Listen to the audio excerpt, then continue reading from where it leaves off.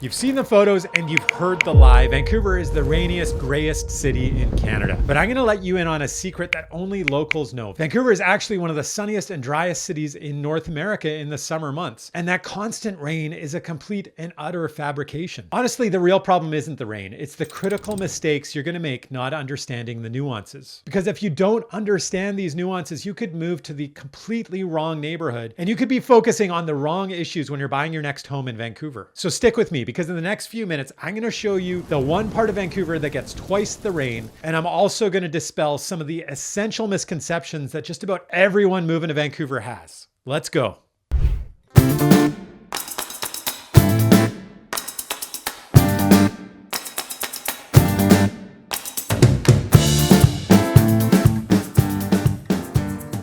My name is Sebastian Albrecht with the Living in Vancouver BC team, and welcome back to the channel. This channel is all about moving to and living in Vancouver. And this week, we're getting deep into the topic of what the weather is actually like in Vancouver. And this is a topic that everyone asks me about. And honestly, I find it's one of the topics that there are the most misconceptions out there on, and frankly, a whole lot of lies. So before you move here, this is a critically important video for you to fully understand and wrap your head around. And this is going to be the most detailed exploration of the weather in Vancouver you're going to find anywhere. This isn't just based on experience. This is based on the experience of somebody that's lived here more than 50 years, plus actual weather data. So don't go anywhere. And first up, we're going to explore what might be the most controversial topic in this entire video. What is the rain actually like here in Vancouver? Because this is something that I do get a lot from people that are thinking about moving here. And there's a lot of misconceptions around what the weather, what the rain specifically is actually like here in Vancouver. And yes, we do get a fair amount of rain. We get about 1,200 millimeters of rain. This is not the wettest city in Canada. There are actually places in Canada that get more rain than we do. And so the Maritimes is an example, places like St. John's, Newfoundland, and Halifax, Nova Scotia, those two cities in particular actually get more rain consistently than Vancouver does. They're more in the range of 1,500 millimeters of rain. Vancouver gets about 1,200 millimeters of rain. But then in comparison to cities like Toronto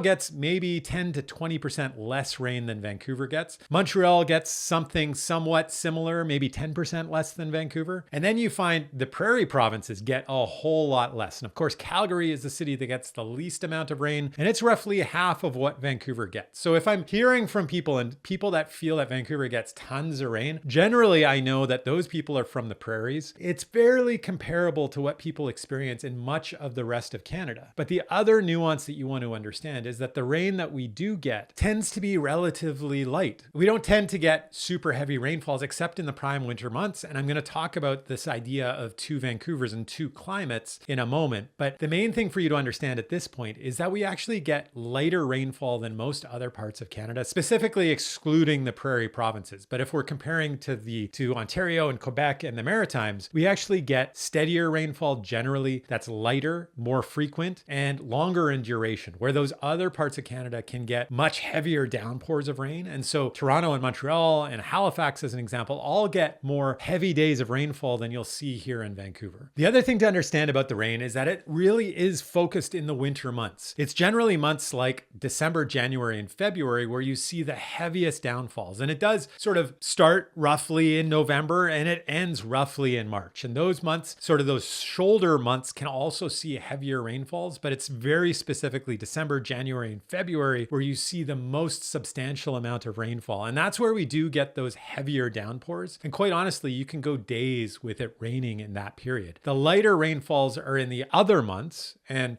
so September really doesn't see tons of heavy rain as an example. And we get almost no rain in the summer months. And July and August in particular are some of the driest months that you're going to see anywhere in North America. And we really have what we would call a Mediterranean climate at that time. That's really dry, it's really warm, and the days are incredibly long. And so people really thrive in that environment, but you're basically paying for it in the middle of winter. That's the way that I sort of conceptualize it personally. In the middle of winter, it can be dark, it can be dreary, and you can see a lot of rainfall that can go on for many, many days. And we get a relatively small amount of sunlight during that time, but we're going to talk about sunlight more in just a moment. So a lot of people have this idea that Vancouver is an incredibly gloomy place. The reality is that's not exactly true. It is gloomier in the winter months, and it's not gloomy at all in the summer months. But the amount of sunlight that we get is relatively comparable to many other Canadian cities. And again, I take out the example of the prairies because it's hard to beat the amount of sun that you get in the prairies. But if we compare ourselves to places like Toronto and Montreal and Quebec City and Halifax and St. John's, Newfoundland, those places, some of them get less sunlight than Vancouver does, and some of them get slightly more. But I wouldn't say it's enough to make a massive difference. Vancouver has so much sunlight in the summer months, and it does get relatively little in the winter months. But also, again, if you compare it very specifically to the city of Toronto, we're looking at the peak point where it's gloomiest in the middle of winter. You're only getting an average of half an hour more sunlight in the month, which doesn't really seem like a lot, right? It's still not a lot of sun. And that's something that we sort of need to deal with in the Northern Hemisphere. Whether you're living in Vancouver, whether you're living in Montreal, Toronto, London, or Berlin, these are all cities that don't get tons of sunlight in the winter months. The prairies are really the exception. That area does get relatively more sun and quite a lot less rain. And so you do have to understand what you're getting and how it feels relative to where you're coming from.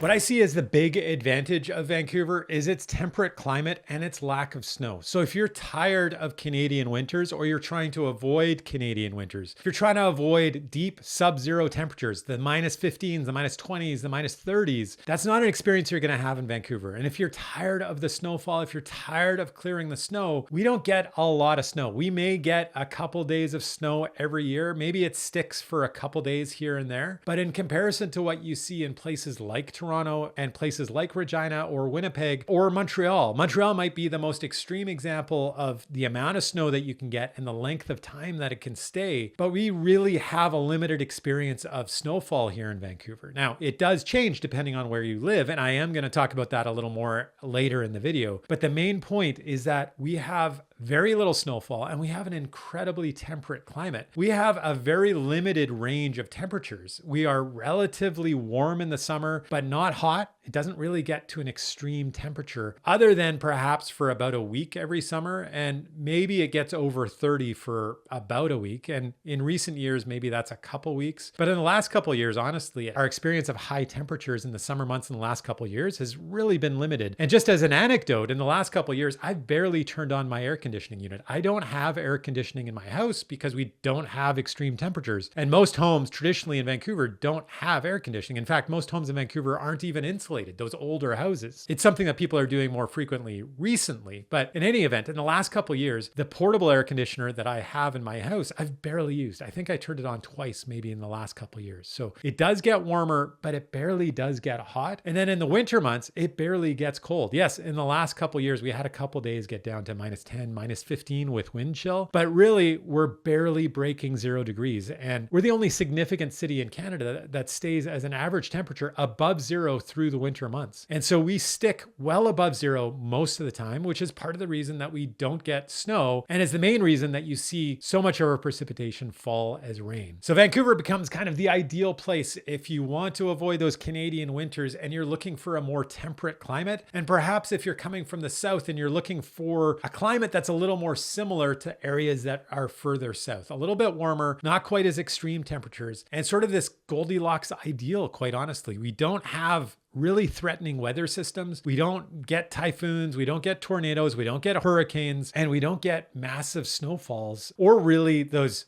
massive torrential tropical downpours that you might see in places like Houston, Texas. The next thing that I want you to understand is there is an enormous difference in the weather experience you can have in different parts of Metro Vancouver. Essentially, we just a region of microclimates. And so the preconception you might have of Vancouver as an incredibly wet and rainy place could actually be more extreme in certain parts of Metro Vancouver and much more similar to places that you would consider as relatively dry and you wouldn't think of as being particularly wet. You don't want to paint the entire area with the same brush. And if weather is important to you, then you need to take this into consideration when you're looking at where you might want to live in Metro Vancouver. And I did do a video very specifically on this topic about where you might want to live based on weather. And I'm going to link it right up there for you so that you can take a look at your leisure. But for now, I'm going to cover this in a very general way. So there are some areas that see just about double the amount of rain that we get in Vancouver. So Vancouver at the airport gets about 1,200 millimeters of rain. As you head further north, Vancouver, as measured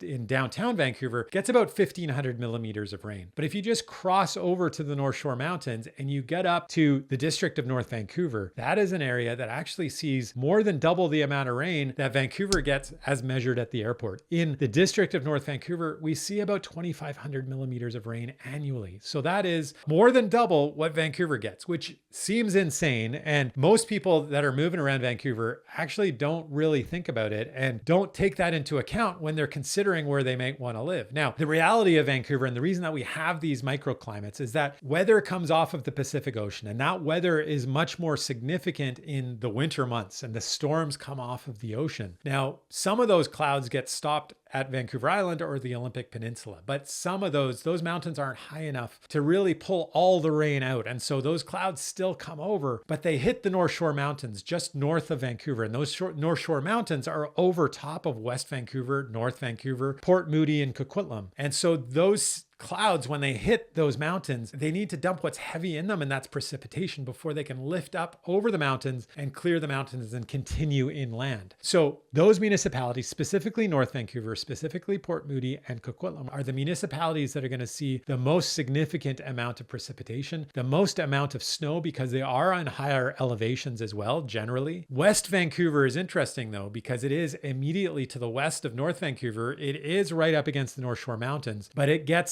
significantly less rain than North Vancouver does. So if you want to be on the North Shore and you don't like the rain, you may want to consider moving a little further west away from the rain that North Vancouver gets. And if you really don't want the rain, if you want to get as far away from that as possible, well, you want to head further south and a little bit east. Richmond, Tawasin and Delta, and White Rock and South Surrey are areas that see significantly less rain. And we're talking about 900 to 1,000 millimeters of rain. And you remember I said that Vancouver in the downtown core gets about 1,500 millimeters. At the airport, just at the northern tip of Richmond, it's about 1,200. And then as you head further south, you could see about 900 millimeters of rain. And that's much more in line with what Victoria gets, which is considered a drier city in general. And so you can see what I mean by each of these municipalities, these microclimates around make an enormous difference. The other thing you want to keep in mind, as you head inland away from the ocean, that tempering impact of the ocean means that inland you're going to see more extreme temperatures. So as you get to places like Surrey, the northern part of Surrey more, as you get to places like Langley and Abbotsford, you see hotter temperatures in the summer months and you see colder temperatures in the winter months. And also as a result, more snow sticks. It's not that they get significantly more precipitation. It's that the precipitation that happens all over Metro Vancouver to a certain degree is more likely to stick as snow because it's a bit colder in the winter months. So those are nuances that you're going to want to be aware of if you're thinking about moving to Vancouver.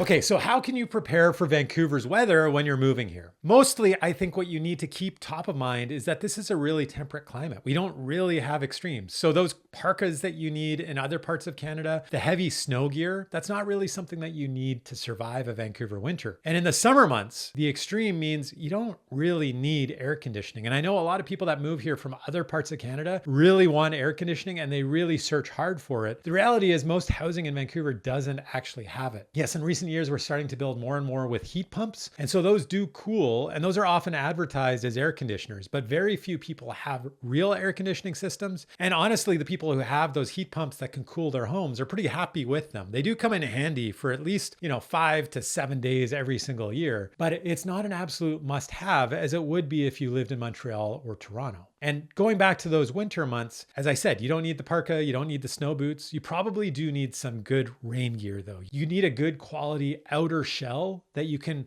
sort of layer on over top of other things. And ideally, you also have some waterproof boots. And I mentioned this in a recent video that I don't actually have rain boots, but what I do have are bluntstones. And bluntstones are probably one of the things that you see people wear most often. Both the rain jacket and the bluntstones are part of the Vancouver uniform. Just about everybody that lives here pairs those, and you see them all over the place in the winter months. More and more adults are wearing rain boots as well, or waterproof shoes like Vessies. Those come in real handy. But honestly, not a lot of people use umbrellas. And I've said that in a few videos in the past, that real Vancouverites don't use umbrellas. And I do stand by that because most of our rain isn't all that heavy and most of our rain is relatively light. But of course, if you're spending your entire day commuting by foot or spending a lot of time walking, then maybe an umbrella becomes a little handier. But because of that light rainfall and because you might be going in and out of places, I find that umbrellas are just something that you end up losing and they become more hassle than they're worth. Personally, I just have a good rain jacket. I put up the hood when it's raining a lot and I try and dry out when I can. And of course, drying out is really important. And this is one of the things I think a lot of people in other parts of Canada don't understand. They make fun of us when we complain about how cold it is or how bad it might snow in Vancouver, even though we don't get relatively much snow. But the reality is that when it gets colder here, it kind of sticks with you. There's a moisture in the air that is really hard to get rid of. And I had this experience living or being in the prairies for some time where it could be minus 35 out and you're freezing cold and it is terribly cold and everything is frozen. But the moment you go inside into a warm space, you're instantly warm. That's not really the experience in Vancouver. You can be in temperatures that are about 5 degrees cold and you could be cold to your core because it's a wet cold that really penetrates. And when you go inside into a warm space, you're still moist, you're still wet. And the key point is needing to try and dry out. And you can't really get warm unless you dry out or warm yourself really to the core in some way. And I said this in a recent video as well, that to me, one of the key ways of surviving a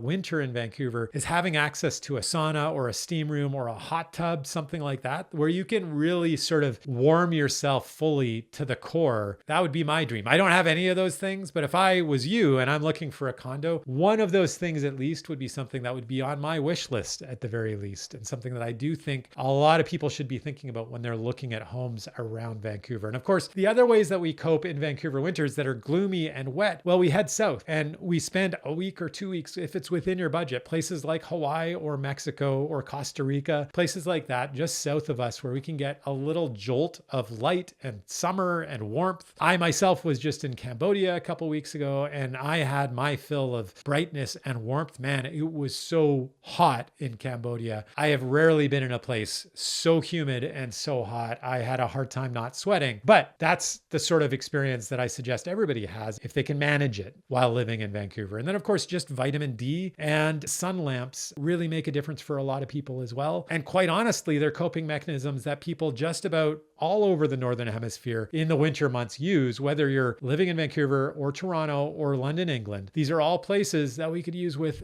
a little more heat, a little more warmth, and a little more sunlight in the winter months. So the last thing that I want to touch on is what impacts climate change might have and what is the future outlook of Vancouver. Basically, what should you be thinking of for the next 5 to 10 years as you move to Vancouver and thinking about where you might want to settle? There are some things that I think are important to keep in mind. Number one is that we are a coastal city, and a lot of Vancouver, you want to be thinking about what happens if sea levels rise. There are areas where this is a bigger issue than others, and most of those areas are right along the ocean. So those are areas like South Surrey, those are areas like a lot of Delta and Richmond in particular. Those are the main regions that I'd be focused on, thinking like if that is a concern for you, these might not be areas you'd want to target because there's a very limited elevation over current sea level. Like the city of Richmond as an example, its average elevation I think is 3 feet above sea level. So if that is a concern, keep that in mind. Most of the rest of Metro Vancouver is well above sea level, but there's some areas that are a little more interior, like the city of New Westminster as an example. There's a part of New Westminster that is right along the Fraser River, and that might be a concern as well because of climate change and perhaps also because of flooding down the Fraser River. And there's a very specific area of the city of Vancouver where I might be concerned about that as well, and that would be what we now call Fraserview and also River District. There's portions of that that are on a floodplain of the Fraser River, and I would be concerned about that as well.